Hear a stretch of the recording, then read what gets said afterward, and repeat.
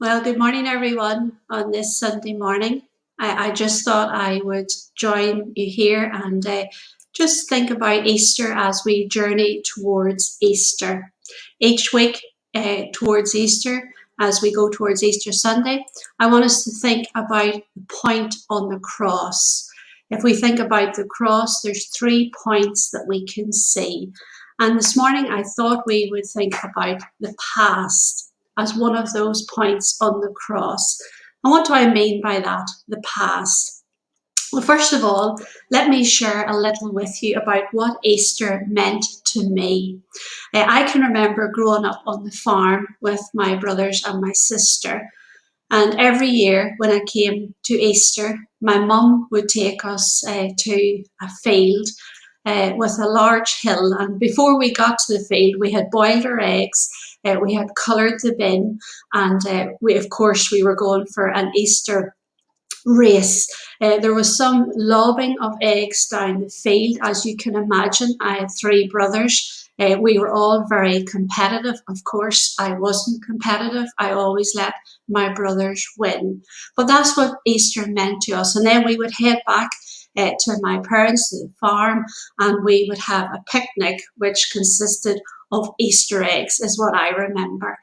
And then, of course, the tradition carried on with my own children, James and Joanna. Every Monday at Easter, we would have this egg race with their cousins at my mum's house, and then we would have a picnic. So that's what Easter meant to me.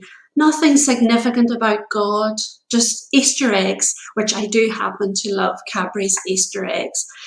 But then, of course, I started to think about life. And if you've heard me before share my story, when I had our children, James and Joanna, I can remember looking at them when they were small and thinking, there has to be more to life than this. Why would God give me these children? And then when I would reach perhaps 70, that would be it. I would never see my children again. And I can remember looking at them and thinking I had so much love for them and have so much love for them. There has to be more to life than this.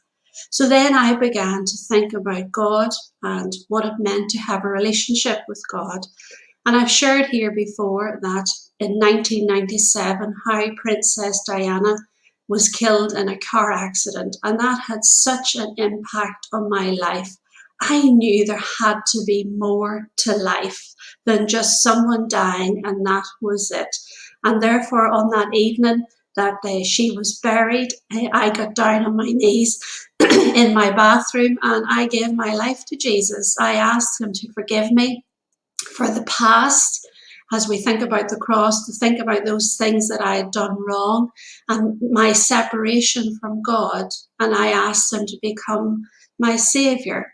And I began a relationship with God. And it's a living relationship. It excites me when I'm walking home. You've heard me say it before, from work. I'm talking to God. There's this ongoing conversation. So he's not distant from me. So this Easter, as we approach Easter, what does it mean to you? What does Easter mean to you? If you think about the 3 points on the cross, we all have a past. But the amazing thing about God is that he will forgive us for our past and he welcomes us. We have this invitation to come into relationship with him. So this Easter, as we approach it, what does it mean for you? Give it some thought. Think about my memories as a child of having those Easter egg races and all of that, but there was never anything about God. But then that moment in time when I looked at my children and thought there has to be more to life than this. I can see some people are joining in with me this morning. Hi Emma, good to have you with me. And Ian and Robert and Rachel, thank you for joining in with me this morning. But I just hope that just that little Easter reflection makes you think about the cross and about your past. And the opportunity is for all, invitation is for all to come to him. Do join me tomorrow evening in the prayer space as we take time out, as I'm sure you've heard on the news this week, and also you've been thinking about it. it'll be a year tomorrow from whenever the Prime Minister made the announcement that we would go into our first lockdown. So I want to just take time to reflect, but also just to pause and remember the year that has passed, and also to pray together. So please do join with me tomorrow evening if you can at 7. Okay, everyone, thank you and have a good day.